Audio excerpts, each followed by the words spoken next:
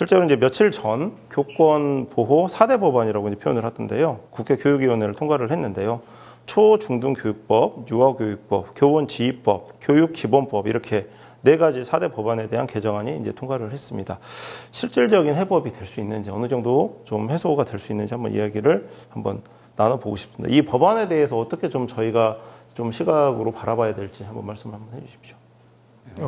사실 이제 없는 것보다 낫죠. 없는 것보다 낫고 이번에 교육회복사법을 이제 살펴보면 상당히 교사들의 요구를 잘 많이 받아 안아서 통과를 이제 마지막 21일에 최종 통과가 남아 있지만 아무튼 약간 교사들이 지금 요구하는 내용들을 많이 담긴 담았는데 사실 이제 조금 우려스러운 점들은 법은 법이지만 과연 이제 이게 현장에서 어떻게 적용이 되기까지는 굉장히 많은 제도적 보완이 있어야 되고 그 다음에 교육청의 실질적인 노력이 있어야 되는데 아직까지 교사들이 이 교육회복사법을 환영하지만 많이 우려하는 점들은 실제적으로 이게 현장에서 어떻게 적용이 되고 실제로 지금 벌어지고 있는 이러한 교권 붕괴라든지 교육권 붕괴를 막을 수 있느냐 이런 것들은 아직도 많은 교사들이 우려하고 있습니다. 네, 많이 우려하고 있고 이제 조금 더 그래서 교사들이 지금도 매주 토요일마다 서울에 올라가서 목소리를 내는 이유도 아직은 이 정도에 대해서는 부족하다. 많이 부족하다고 느끼고 있고 조금 더 저는 정부 차원에서 좀 더 고민을 해야 되지 않을까라고 생각을 하고 있습니다. 아동 학대 관련돼서도 이제 법 집행 영역에 좀 문제점을 아까 말씀을 해주셨는데 방금 이제 개정안에 대해서도 실제로 그 개정 조항들이 그 현장에서 어떻게 집행이 되고 적용이 될 수 있는지 그 부분에 대한 고민이 실질적으로 있었느냐라는 이제 좀 말씀을 좀 하셨어요. 윤 선생님 같은 경우는 뭐 어떻게 저희가 좀 박종영 교장선생님께서 없는 것보다 낫다라고 하셨는데. 저도 그렇게 좀 동의를 하고요. 거기에서 좀 이어서 이야기를 하면 저는 일단 아동학대법이 어떻게 들어왔는가 먼저 이야기를 하고 싶어요. 그러니까 아동학대법이 아시다시피 2013년에 울산에 이런 어떤 계모가 자기 초등학교 1학년 아이를 이제 갈비뼈 16개가 부러지고 욕조에 익사한 채로 발견된 사건인데 그 아이가 원래 2년 전에도 아동 어린이집에서 이 사실을 알고 이제 아동 보호 기관에서 방문해서 할 수 있었던 것이 아동학대에 관련된 교육을 받으세요 어머니라고 했는데 국가가 그 사적인 공간까지 침범할 수 없더라는 거죠. 그래서 이거를 방지하기 위해서 엄청난 여론 속에서 이제 아동학대법이 만들어졌고 당시에 이제 어떤 학교 현장에 과연 이것도 적용 대상이 되는가에 대한 어떤 논의는 전혀 없이 학교 현장에 또 적용하는 곳이 돼버렸고 그리고 그 후과가 이제 2014년부터 지금까지 계속 이렇게 교사들이 아동학대로 무작위로 신고당하는 상황이 온 건데요. 아까 말씀한 이런 4대 교육 법안을 수정하는 게 결국 그걸 수정하더라도 아동학대법을 적용할 공간인데 학교가 이거를 학생이나 학부모가 존중하도록 한다. 뭐 아니면은 아동학대법에서 적용되지 않는 생활지도 영역은 인정받는다. 이제 이런 식으로 소극적으로 규정하기보다는 저는 아동학대법이랑 아동복지법 자체를 학교를 아까 말씀하셨다시피 학교가 가정과 같이 비밀스러운 영역에서 일어나는 폭력이 용인되는 곳인가 전혀 그렇지 않기 때문에 거기서 과감하게 삭제하는 것이 저는 우선이어야 된다고 생각하고요. 그래서 아마 아동복지법 담당하는 소위가 국회에서 보건복지위이고 그다음에 아동학대 처벌법 담당이 법사위라고 알고 있는데 여기에서 빨리 아동법에 대한 관련법에 대한 입법이 서둘러서 이렇게 해야 되고 사실 학교에서는 어떤 선생님이 소리를 쳐가지고 그 학생이 올바른 지도를 잃지라도 마음의 상처를 입었다면 그게 교육적이냐 아니냐부터 따져야죠. 아동학대냐 아니냐를 따지는 게 아니라 그래서 교육적이 아니라면은 다음부터는 부드럽게 이렇게 말씀하세요라고 주의를 주거나 또 그 범위를 살짝 넘었다면 교육청이 징계를 하거나 그거보다 더 심하다면 그때 가서 이제 범죄 증거를 첨부해서 학교 기관이 그 교사를 사법 처리 의뢰하거나 좀 이런 식의 체계여야지 이 4대 법안만으로는 아동학대법의 적용 대상이라는 이런 본질이 바뀌지 않기 때문에 저는 좀 한계적일 수밖에 없다라고 생각을 합니다. 네. 지금 두 분 선생님들께서 말씀을 해주시는 좀 시각들이 보면은 전체적으로 이제 보육의 영역하고 지금 학생 지도의 영역이라는 두 영역이 존재를 하는데 여기를 좀 관통하는 뭔가 법 집행을 하려다 보니까 그 차별성이 좀 부각이 안 되고 그러다 보니까 우선 지금 불편한 상황들이 지금 교육 현장에서 먼저 지금 노출이 되고 있다. 지금 그렇게 지금 말씀이 들립니다. 한두 가지만 조금 더 자세하게 한번 들어가 볼까요? 보면 교원지법 개정안 같은 경우에는 이제 보니까 아동학대 신고를 이제 교육자가 당하더라도 정당한 사유가 없는 한 직위해제 처분은 오히려 이제 금지를 원칙으로 한다. 지금 이렇게 됐는데 실제로 이 조항만으로 개정이 된다라고 하면 많은 부분이 좀 해소가 될 수가 있습니까? 사실 이제 직위해제 처분 부분은 사실 이제 주변에서 이제 무조건 아동학대 신고를 당했다고 해서 직위해제를 당하는 건 아니지만 언제든지 교사가 아동학대 신고를 당하면 직위해제 당할 수 있다라는 그런 불안감이 있는데 사실 이제 이런 부분에서 처분을 금지한다라고 하면은 실질적으로 그런 부분도 좀 효과가 있을 거라고 생각을 하고 있는데 온전하게 이게 이제 그런 교사들이 이제 나는 아동학대 신고도 안 당할 수 있고 직위해제를 안 당할 수 있으니까 나는 이제 교육활동 우리 아이들과 함께 즐겁게 교실에 생활할 수 있을 거야라고 생각하시는 선생님들은 많이 없다라는 생각이 들고 이제 또 몇 가지를 좀 살펴보면 저는 조금 우려스러운 부분들이 이제 이런 아까 제가 말씀드렸다시피 이런 법들이 생기면은 거기에 따른 후속 조치도 굉장히 좀 재빠르게 진행이 돼야 되는데 사실 선생님들은 그런 걸 지금 요구하시는 거거든요. 법은 통과가 됐지만 이제 그에 따른 뭐 시행령이라든지 뭐 조례라든지 준칙이라든지 이게 들렸을 때 너무나 시간이 많이 오래 걸리고 또 그 사이에 선생님들은 지금 이 시간에도 선생님들은 그 악성 민원에 지금 시달리고 계십니다. 지금 이 시간에도 계세요. 네. 서희초 교사가 돌아가셨을 때도 그 시간에도 악성 민원이 존재했고 지금 저희가 지금 이런 이야기 나눈 사이에도 우리나라에서 아주 수많은 교사들이 또 저녁에 또 악성 민원에 시달리고 있다는 거죠.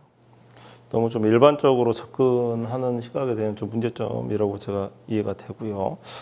아까 이제 국민신문고 예시를 드시면서 윤영배 선생님께서 이제 민원 처리와 관련된 시스템 언급을 좀 해주셨는데 개정안을 보니까 이제 이런 내용들이 있더라고요. 학교 민원은 이제 원칙적으로 교장이 책임을 진다. 그리고 교육감이 교원을 소송으로부터 이제 보호를 해야 된다. 학교 안전 공제회가 있으니까 여기 뭔가 위탁해서 민원 업무를 좀 처리를 한번 해보자. 이런 정도 이제 고민이 담겨져 있는데 이 정도면 어느 정도 좀 실효성은 있을까요?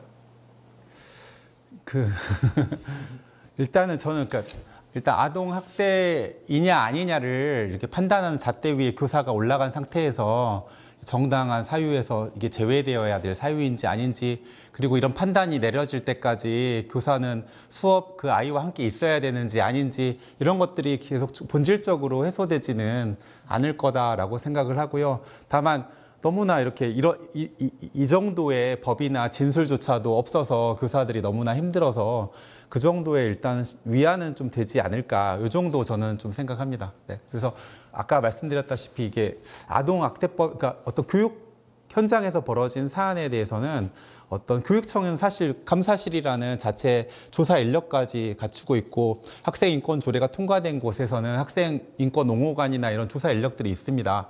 이런 인력들로 교육을 잣대로 먼저 그 교사의 행동을 먼저 판단하는 이런 그 절차를 거쳐서 그 다음에 나중에 아동학대법이 들이댈 것인지 말 것인지 이런 루트를 갖추는 게 저는 되게 중요하다라고 생각하고요. 네, 그렇습니다. 두 분 선생님들 얘기를 이렇게 계속 듣다 보니까 여러 가지 이제 문제의식이 나왔는데 좀 관통하는 자주 나왔던 내용들이 지금 학부모와 학생이 과연 그리고 교사가 지금 대립된 영역에 각기 다른 영역에서 존재하는 존재인 거냐 이거에 대한 문제의식이 좀 기반이 좀 돼야 된다는 것 같고 그 다음에 실제로 지금 보육과 교육 영역이 지금 분리가 되는 부분에 있어서 학부모나 지금 다른 분들이 그 부분을 구별 지어서 좀 생각을 해야 될 포인트들이 있는데 그 부분들에 대한 아까 이제 박종훈 교장 선생님께서도 진지한 고민이라는 표현을 쓰셨는데 이 부분이 전제되지 않고 지금 법제도가 지금 도입이 되고 개정이 되다 보니까 당장 현장에서의 뭐 실효성을 기대하기는 좀 자신 있게 말을 하지 못한 좀 그런 상황인 것 같습니다. 이런 좀 관통하는 의식에 관련해가지고 이제 마지막으로 제가 한번 좀 질문을 드리고 싶은 게 그렇다면은 그 학부모나 이제 학생 그리고 이제 시민 영역에서도 함께 교육을 이끌어 나가야 된다는 이런 시각이 좀 만들어져야 될 것 같은데 그렇기 위해서는 어떤 부분들 인식 개선이나 뭐 제도가 개선이 될 필요가 있는지 현장에서 평소 느껴지셨던 부분들이 있으면 한번 얘기를 해주시기 바랍니다. 사실 교사들은 그 흔히 말하는 그 모든 뇌의 구조가 교육이에요. 네, 뭐 행정이라든지 뭐 그런 생각 안 합니다.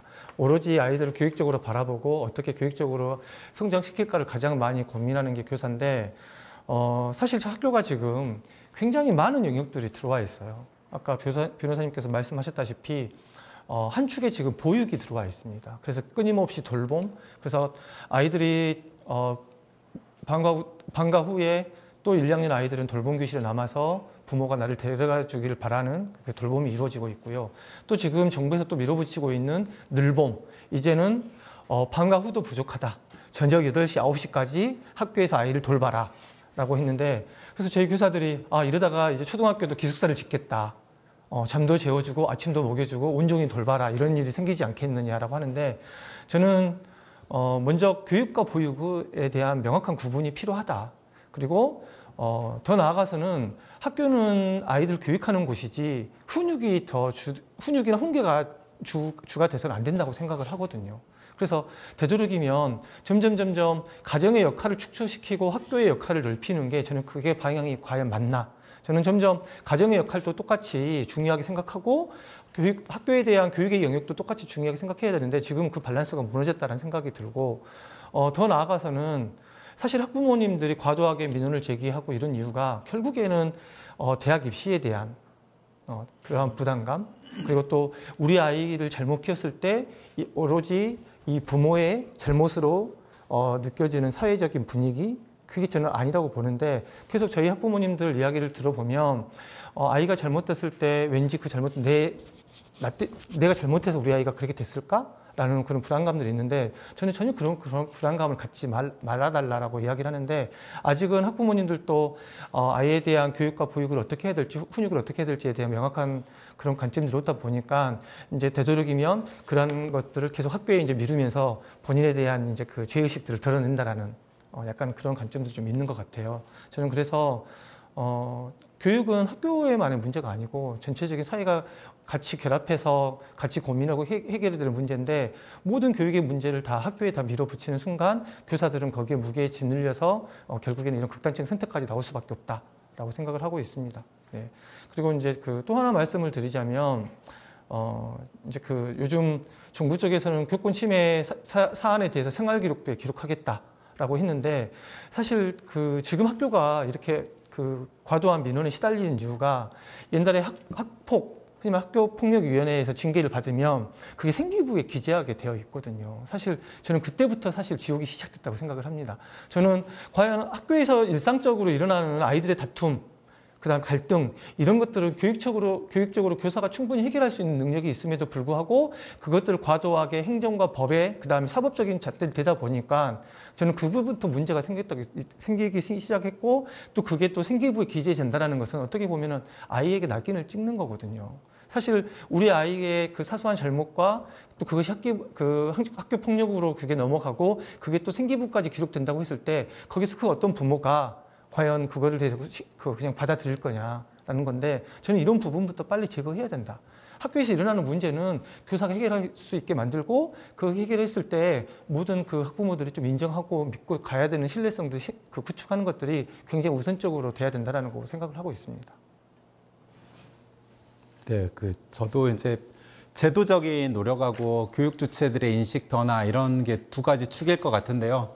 일단 재밌는 게 하나 있는데, 우리나라 법전에서 교권이라는 것을 그러니까 교권이라는 말이 선생님은 존중받아야 된다라는 말은 옛날부터 했었지만, 헌법에서도 이렇게 나오지만, 교권이라는 말이 등장한 게 1982년에 그 교육공무원법에서 나와요. 근데 또 그러면은 교권이 뭔지에 대해서 정의해야, 또는 교육권이 뭔지에 대해서 정의해야지 이거를 보호하고, 그것이 침해되는 경우에는 어떻게 해야 할지가 이렇게 정의될 수 있는데, 아직까지도 교권이 뭔지, 교육권이 뭔지에 대해서 정의하고 있지 않은데, 이것들이 좀 명확한 언어로 정의될 필요가 있고요. 또 하나는 아까 말했듯이 학생하고 학부모를 이제 악당이나 악마로 이렇게 하기보다는, 그들이 학부모 학생의 권리가 명확해야 저는 교사의 권리도 이렇게 경계선이 명확해진다고 생각하거든요. 어떤 학교 자치나 이런 개념들이 우리 사회에 등장하고 있긴 하지만, 이 학교 자치가 많이 활성화되지 못하고 있는 것도 이런 악성 민원을 푸는 하나의 길이어야 된다고 생각하고, 마지막으로 좀 이렇게 인식 변화와 관련해서는 저는 아까 이제 교육권이라는 개념을 좀 쓰자라고 말씀드렸는데 저는 학교에서 진정한 공간은 배움의 공간은 교실이 아니라 선생님이라고 생각을 해요. 그리고 선생님이 하나의 공간이고 그 공간이 어떻게 존중받고 대우받냐 그리고 그 선생님이야말로 자기 아이가 자라는 숲이고 그 자기 아이와 함께 지낼 아이들을 건강하게 키워내는 숲이기 때문에 좀 이렇게 공간을 함께 가꾼다라는 개념으로 교육권의 개념이 좀 정립되면 좋겠고요.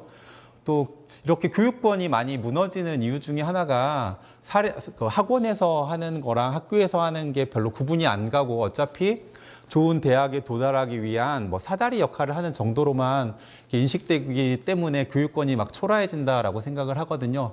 그래서 교육청이나 학교도 좀 이런 입시 명문이 되기 위한 데서 이렇게 자기 보람을 찾기보다는 교육의 공공가치를 좀 고민하는 사업들을 많이 생각하면 좋겠고 또 학부모들도 과연 이런 경쟁 시스템에서 내가 저 위쪽으로 도달하는 것이 지속 가능하고 너와 내가 함께 성취 가능한, 실현 가능한 행복인지, 그럴 수 없는지, 그렇지 않다면 교육은 또 뭐가 돼야 되는지, 좀 이런 고민들을 같이 궁극적으로 해야 되지 않나 생각합니다.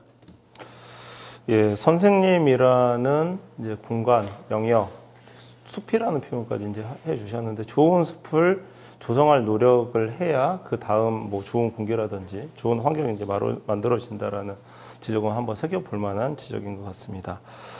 오늘은 선생님들의 얘기를 들어보았습니다.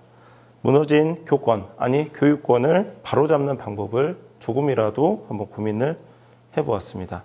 광주 교육이 굉장히 특별했던 시기가 있고 현재도 그렇습니다. 미래를 위한 광주 교육, 선생님들을 비롯한 학교 주체들이 존중을 받고 그 기반에서 학생들과 학부모가 보호를 받는 환경 조성이 먼저인 것 같습니다.